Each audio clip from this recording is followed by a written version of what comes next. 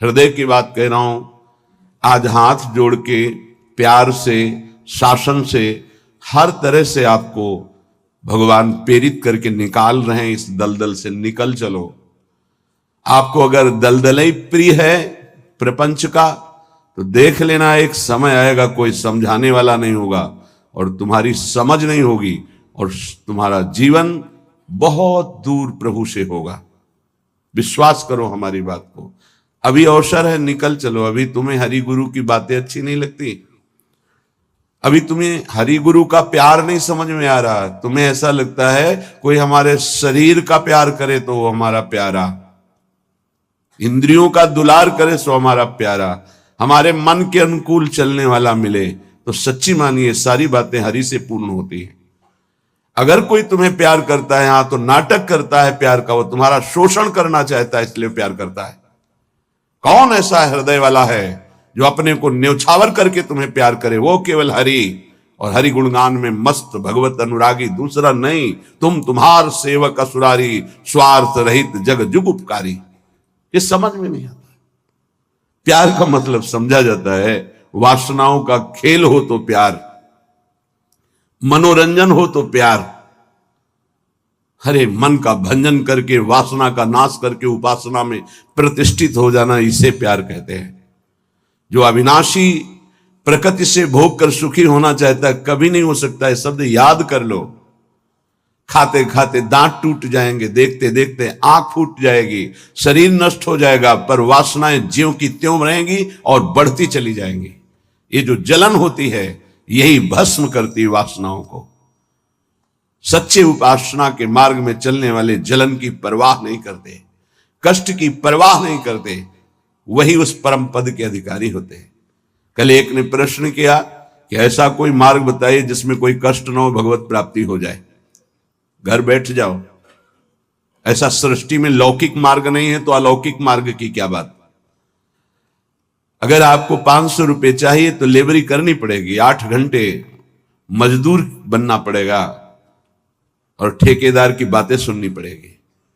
कोई भी कार्य करो आप, क्या सहज है, क्या सुखपूर्वक है, लेकिन आप लक्ष्य जब धन रखते हैं तो बड़े से बड़े कष्ट और कटु वचन को सहते हैं।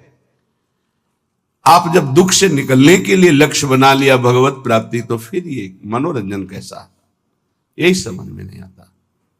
एक आदमी प्यासा होता है, पानी पिला दे, कभी अगर वो दोबारा दिखाई देता है तो नेत्र नम हो जाते हैं कि एक दिन की प्यास इसने बुझाई थी। जन्म जन्म की प्यास बुझाने के लिए नाम मिला, मंत्र मिला, उपासना मिली, उसका कोई महत्व तो नहीं।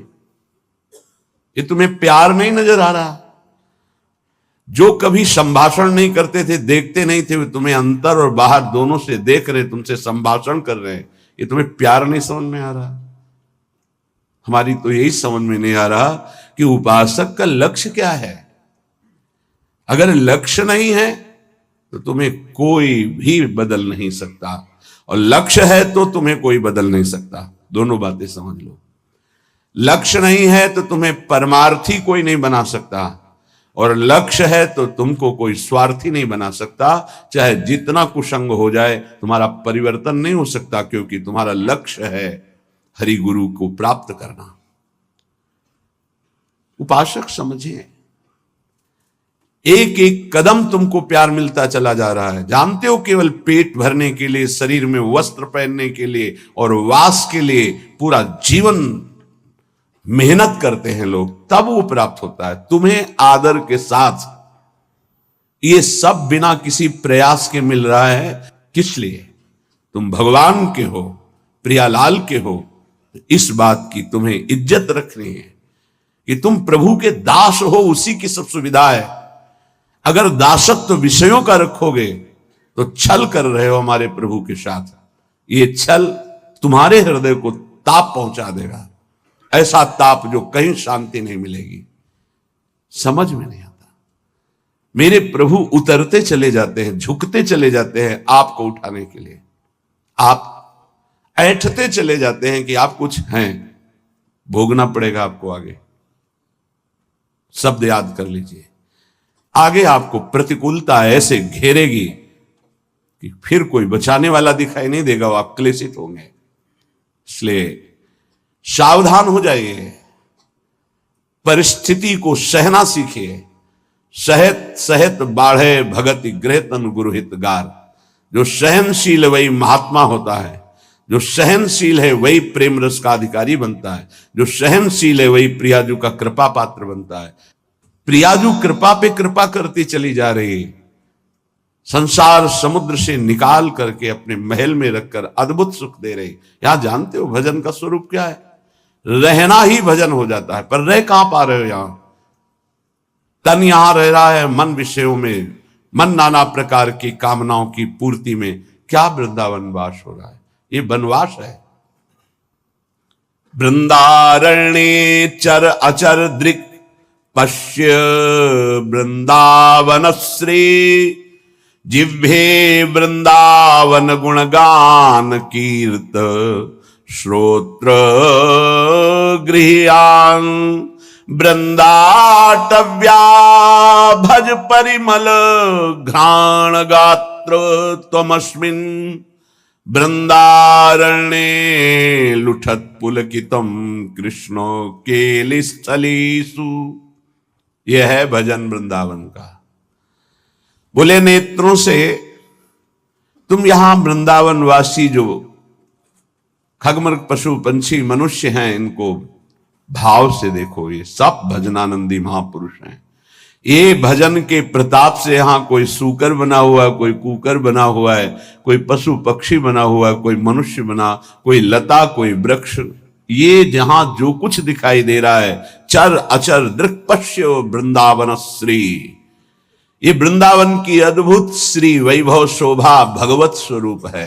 यहां के कुत्ते का भी दर्शन कर रहे हो तो एक बहुत बड़े महात्मा का दर्शन करने से जो फल मिलता है वो मिलेगा, ध्यान रखना। हरिराम व्यास जी आचार्य हैं रस के, वो कह रहे हैं हो मन वृंदावन को श्वान। श्वान माने कुत्ता।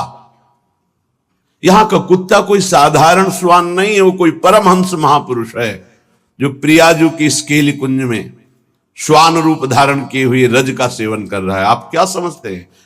मनुष्य शरीर से भी महान सौभाग्यशाली वो है। क्यों? तुम तो गद्दे पे सोते होगे, वो रज पे सोता है।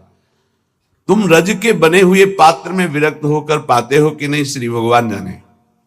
लेकिन उसको भोजन ही रज में मिलता है और रजयुक्त भोजन पाता है। उच्छिष्ट संतों का मिलता है तुम्हें कि नहीं, लेकिन उसको जरूर मिलता है क्योंकि प्राय उच्छिष्ट ही डालते हैं। संतों का भंडारा हुआ, दोना पत्तल बाहर फेंक दिए गए, एक एक पत्तल को चाट चाट कर सब संतों की जूठन पा रहा है। कौन है? महाभागवत है वो। यहां के चर अचर को भाव से देखने की कोशिश कीजिए। पशु पक्षी लता वृक्ष मनुष्य, ये सब भगवत स्वरूप है। भजन हो रहा है यहाँ का। आप अगर भाव से दर्शन कर रहे हैं, भजन हो रहा है। अगर भाव का अभाव है तो आपको गलत दर्शन होने लगेगा। ईर्ष्या द्वेष वाली बातें, दोष गुण वाली बातें, माया जनित बातें आपको दिखाई देने लगेंगी। ऐसा यहां का भजनानंदी उपासक नहीं देखता, वो भाव से देखता है। खग मृग पशु पंछी जे या बन के चरण शरण रख ली जाए। ये सब भगवत स्वरूप है। सच्ची मानिए, सब भगवत स्वरूप है। ऐसे वृंदावन में रहो। अपने नेत्रों से जो भी देख रहे हो, ये सब बड़े बड़े भजन करने वाले महापुरुष हैं। न जाने कौन सा भजन किस जन्म में बना कि वो इस धाम में आकर के नाली की कीड़ा, पशु पक्षी इन रूपों में विराजमान है। श्रीपाद प्रबोधानंद जी कह रहे हैं, बाहर मुझे चतुर्मुख परम वेदों का ज्ञाता ब्रह्मा पद ऐश्वर्य पद नहीं चाहिए, लेकिन वृंदावन में नाली का कीड़ा बना दो मुझे। ये जितने भी आपकी दृष्टि में आ रहे हैं, आपका भारी भजन बन रहा है। यदि भाव से आप देख रहे, मेरे प्रभु के जन हैं, ये बड़े बड़े भजन करने वाले हैं। चाहे वो कोई बेल हो, कोई वृक्ष हो, ये सब भगवत स्वरूप है। ऐसे तो अपने नेत्रों का भजन करो। ये नेत्रों का भजन है। अब जिह्वे वृंदावन गुणगान, जीभ का भजन है। वृंदावन की प्रिया प्रीतम की रूप माधुरी, गुण माधुरी, लीला माधुरी, कुंज निकुंजों की ये जो चर्चा करते हैं, अर्थात श्रीमद चतुरासी जी गाते हैं, 42 लीला गाते हैं, श्रीमद राधा सुधा निधि, केली मालजू, महावाणी जू, ये सब वाणी का भजन हो रहा है। दिव्य भजन, वाणी की सार्थकता हो रही, नाम कीर्तन करते हैं, राधा राधा राधा, वृंदावन वृंदावन वृंदावन, जिह्वे वृंदावन गुणगान, जीव का भजन हो रहा है, खूब गुणगान कर रहे हैं प्रिया प्रीतम का। कीर्तय श्रोत, श्रवणेन्द्री का भजन हो रहा है, खूब नाम कीर्तन सुन रहे हैं, बड़ा सुख मिलता है। जब यहां सब उपासक जन जोर से गाते हैं, आवाज पहुंचती, हृदय नाच उठता है। अहो भाग्य, अहो भाग्य, कीर्तन करने वाले और सुनने वाले दोनों का।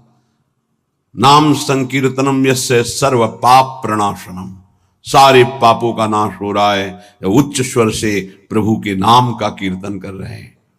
कीर्तन श्रोत्र, श्रवणेन्द्री से सुनने मात्र से प्रिया प्रीतम का प्रेम प्राप्त, ये बड़ी सामर्थ्य है कीर्तन में, गुण कीर्तन में जो पद गायन होता है।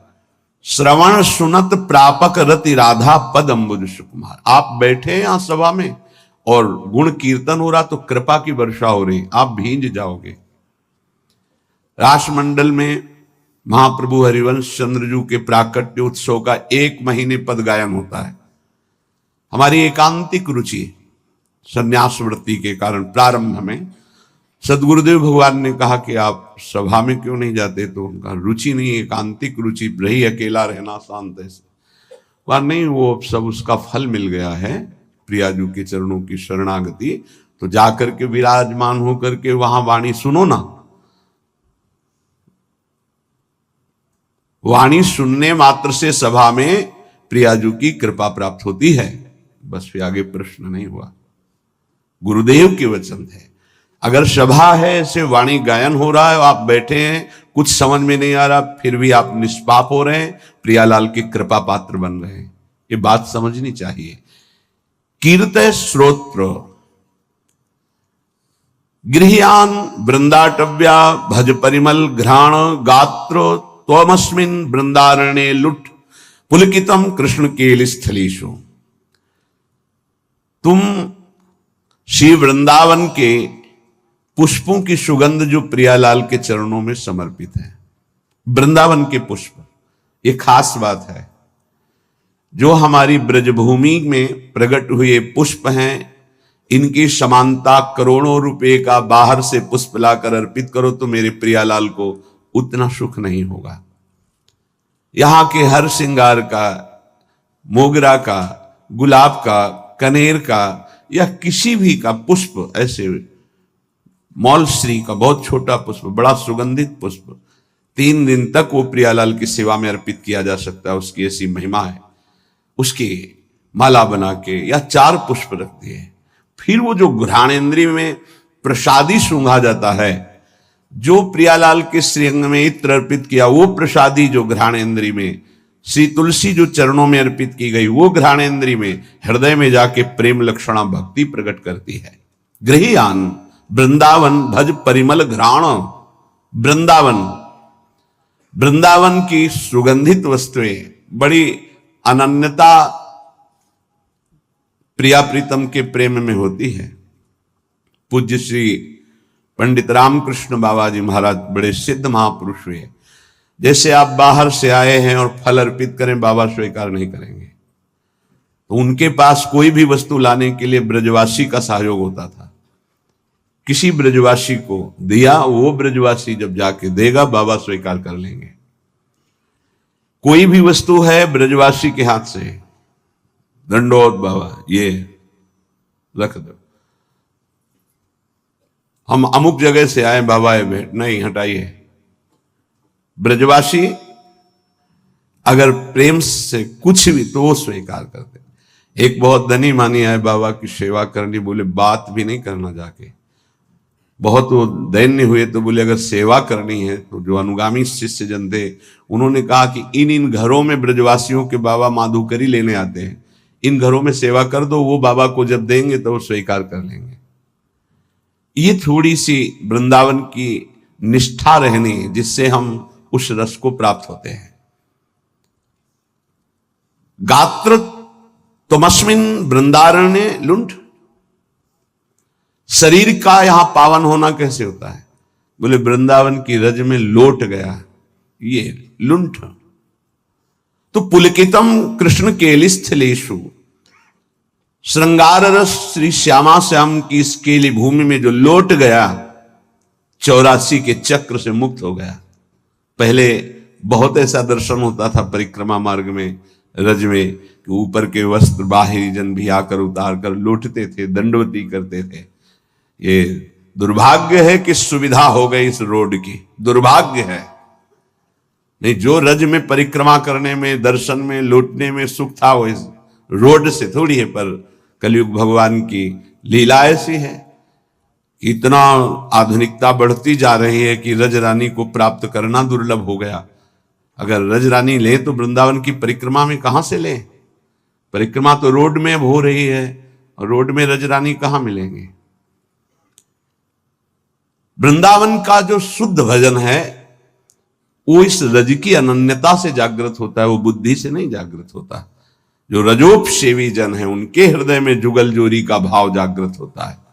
महोज्वल रसोन्मद प्रणय सिंधु निस्यंदनी, महामधुर राधिका रमण खेलना नंदिनी, रसेन समधिष्ठिता भुवन वंद्य वृंदया, चकास्तु हृदय में हरे परम धाम वृंदाटवी। उन्माद रस प्रकट करने वाली ये भूमि वृंदावन है, जो ऐसे यहां रहता है, एक एक इंद्री को प्रियालाल में लगा के। महोज्वल रसोन्मद प्रणय सिंधु निस्यंदिनी, महाउज्ज्वल परम निष्काम प्रेम रस का प्रादुर्भाव होता है, जो उन्माद प्रकट कर देता है। श्री किशोरी जू के सहित रमण जू महाराज अर्थात राधा रमण जू महाराज अपनी विविध प्रेममयी क्रीड़ाओं के द्वारा उसके हृदय को अद्भुत आनंद प्रदान करते हैं, जो ऐसी रहनी से रहता है। त्रिभुवन वंदनीय हो जाता है जो वृंदावन वासी है। ध्यान दीजिए, त्रिभुवन वंदनीय हो जाता है। कहते हैं कि आप नाम जप करो तो आपकी जिह्वा का रोग ठीक हो जाएगा। हर इंद्री समय बीमार है हमारी। नेत्र इंद्री गलत देखना चाहती, श्रवण इंद्री प्रपंच सुनना चाहती, वाक इंद्री प्रपंच की बातें करना चाहती, रस इंद्री सांसारिक भोग भोगना चाहती, जनेन्द्री, हर इंद्री अपवित्र हो गई है। इसको इस रहनी से पावन करो। प्रियालाल को अर्पित किए हुए उच्छिष्ट का सेवन करो, प्रसाद का। नाम वाणी का गुणगान करो, नाम वाणी को सुनो, वृंदावन की रज शरीर में लगी रहे। तो महाउज्ज्वल प्रेम रस इसी से प्रकट होता है। वो त्रिभुवन वंदनीय हो जाता है। वो राधा रमण जू की महामधुर लीलाओं का रसास्वादन करता है। ऐसे परमानंद में समधिष्ठित परम धाम श्री वृंदावन हमें स्वीकार करे, अर्थात हमें आश्रय और वास देकर रहनी प्रदान करे। ऐसी रहनी से हम रहें। जन्मनि जन्मनि वृंदावन भुवि वृंदार केंद्र वंद्यायाम, अपितृण गुल्मक भावे भवतु ममासा समुल्लसाम। अब तो मेरी एक ही आकांक्षा है। श्रीपाद प्रबोधानंद जी महाराज कहते हैं, जन्मनि जन्मनि वृंदावन भुवि वृंदार केंद्र वंद्यायाम। मैं इस वृंदावन भूमि को प्रणाम करके एक वरदान मांगता हूं कि मैं कभी मुक्त ना हो, बार बार मेरा जन्म हो इसी श्रीधाम वृंदावन में। मनुष्य शरीर के लिए नहीं कहते। अपितृण गुल्मक भावे भवतु ममाशा समुल्लासम। मुझे यहां का तृण बना दिया जाए, गुल्म बना दिया जाए, वृक्ष बना दिया जाए, क्योंकि मनुष्य बनना तो बड़ी दुर्लभ बात है। मुझे बार बार वृंदावन में जन्म मिले, चाहे घास बना दिया जाए, चाहे जो भी, पर मिले वृंदावन में। क्या पाया वृंदावन से कि कह रहे मुझे मुक्त नहीं होना, मुझे बार बार जन्म मिले पर वृंदावन धाम में जन्म मिले। उपासक, इस कृपा को देखो कि जो बड़े बड़े महापुरुष यहां की गुल्म लता औषधि वृक्ष पशु पक्षी बनना चाहते हैं, तुम्हें मानव देह में वृंदावन मिला है, क्या तुम्हें प्रियाजू की कृपा नहीं दिखाई दे रही? क्या तुम इस बात को नहीं समझ पा रहे कि तुम्हारे ऊपर कितनी कृपा है? क्या तुमको इन विषयों में आसक्त पुरुषों पर कृपा नजर आ रही कि सौभाग्यशाली है, इनके पास गाड़ी है, इनके पास भोग सामग्री है, ये सौभाग्यशाली है? तुम्हें ऐसा लग रहा है? जरूर तुम्हारी बुद्धि दूषित हो गई है। सौभाग्यशाली वो है जिनका संबंध प्रियालाल से है, चाहे वो गृहस्थ हो चाहे वो विरक्त हो। सौभाग्यशाली वो है जिनका लक्ष्य बन गया है भजन करना, नित्य निरंतर अपने इष्ट के चिंतन में रहना। कैसा दुर्भाग्य है कि हम अपने प्यारे को छोड़कर संसार की कोई वस्तु, व्यक्ति, स्थान का प्यार चाहते हैं। कैसे धिक्कार है बुद्धि को, कैसे समझाएं? अरे बहुत थोड़ा समय है, अभी तो तुम इंद्रियों के भोग विलासिता की चाह कर रहे हो। अभी भयंकर रोग कोई प्रकट होने वाला है, तुम नहीं समझते हो। फिर क्या करोगे? फिर रोग निवृत्ति के लिए रोगे। कर्म कभी डंडा लेके किसी को नहीं मारता, ध्यान रखना। कर्म घटना बनता है, कर्म परिस्थिति बनता है, कर्म भयानक रोग बनता है, कर्म बुद्धि को भ्रष्ट करता है, कर्म डिप्रेशन बनता है, कर्म नाना प्रकार की कुचिंताएं ये बनता है। आप समझो, बुरी दशा आने के पहले बुद्धि बदली जाती है, बुद्धि को भ्रष्ट किया जाता है, बुद्धि को गिराया जाता है। गुरु कृपा पात्र, हरि कृपा पात्र, और बुद्धि को छोड़ दे विषयों की तरफ, ये तो बहुत बड़ी हानि का विषय है। सावधान, इस जन्म को मत बर्बाद करो, बहुत कृपा हो गई। कुछ देखी देखा बाबा जी बन जाता है, देखी देखा है। इसका बाढ़ा जोग, छीजी काया बाढ़ा रोग, सधुवई भाषा। एक ने देखा बाबा जी को तो बड़ा सुख है, उनको क्या पता सच्चे मार्ग के पथिक को जितनी मेहनत है विश्व में कोई इसी को इतनी मेहनत है ही नहीं। सच्चाई से समझ लीजिए, कम से कम 5 बजे तक तो सोते ही हैं लोग, वैसे तो 9-10 भी बज जाते हैं। तुम मेहनत करते हो, क्या मेहनत करते हो तुम? बाहरी शरीर की, और रात रात भर जग करके, दिन भर जग कर अपने मन को मारकर चिदानंद तत्व में लगा रहे। अरे जिस अनंत ब्रह्मांडों के स्वामी को सोचने की भी तुम्हारी सामर्थ्य नहीं कि वो है, वो निरंतर उनके प्यार और दुलार में अपने आप की हर इच्छाओं को भस्म करके, हर परिस्थिति को सह करके आगे बढ़ रहे हैं। तुम्हें क्या पता? किसी भोग को लक्ष्य रख करके संत वेश होना या परमार्थ में चलना, किसी सुविधा को लेकर या किसी पद को लेकर, पक्का समझ लीजिए आपका हृदय जलेगा, आपका शरीर दुखी हो जाएगा, पक्का। यदि लक्ष्य है कि हर कष्ट सहकर श्यामा श्याम की प्राप्ति करेंगे, तो पक्का समझ लीजिए आपका हृदय शीतल हो जाएगा और आपको कोई भी विपत्ति, कष्ट, रोग स्पर्श नहीं कर पाएगा। आएगा, स्पर्श नहीं कर पाएगा। दुख देना तो अलग की बात रही। हरि तज होए विषय अनुरागी, वो अभागी है, आप अभागी नहीं हैं। भगवत मार्ग के पथिक इस बात को समझें कि हमारी इंद्रियां जो भोगों की मांग कर रही, उनका मांग पूरी हो जाना बड़े भाग्य की बात है। नहीं, ये अभागी का लक्षण है। हम मांगे और ना मिले और प्रभु के मार्ग में हमारी उन्नति हो, ये भाग्यशाली का लक्षण है। ये इंद्रियों की विलासता मन के साथ कितना भी आप कर लो, कभी पूरी होने वाली नहीं। जब तक आप अपने देह को स्त्री या पुरुष मानते हैं, इंद्रियों को, मन को अपना मानते हैं, भोगों को सुख मानते हैं, तो आप कुछ नहीं हैं। विश्वास कीजिए, कब तक हरि गुरु तुम्हारी इन इंद्रियों को तृप्त करने के लिए मनमानी खिलौने देते रहेंगे। हर तुम्हारी सोच को काल नष्ट कर देगा। इस सोच को यदि अविनाशी बना लोगे तो तुम अविनाशी हो, तुम अविनाशी परम पद के अधिकारी हो जाओगे। बहुत सावधान। श्रीधाम वृंदावन का आश्रय और वास मिलने पर यदि आपको सौभाग्य नहीं लग रहा, भगवत मार्ग में चलने पर आपकी रुचि नहीं बन रही, आपको संसार प्रिय लग रहा है, तो आप सोच लीजिए कि आपकी दुर्दशा कितनी बड़ी है और आगे क्या होगी। आज समझाने के लिए हरि गुरु तुम्हें प्रयासरत है। जब बच्चा खिलौने के लिए हठ ही कर लेता है, नहीं मुझे चाहिए ही, तो वही पैसा खर्च करके पिता खिलौना दे देता है। लेकिन अगर खिलौनों का हठ न करता तो गोद में बैठा लेता। कब तक खेलते रहोगे इन खिलौनों से? ना ये खिलौने रहेंगे, ना खेलने वाला तुम्हारा शरीर रहेगा। इसलिए सावधान। श्रीपाद प्रबोधानंद जी महाराज कह रहे हैं, वृंदारण्ये चर अचर दृक् पश्य श्री वृंदावनम।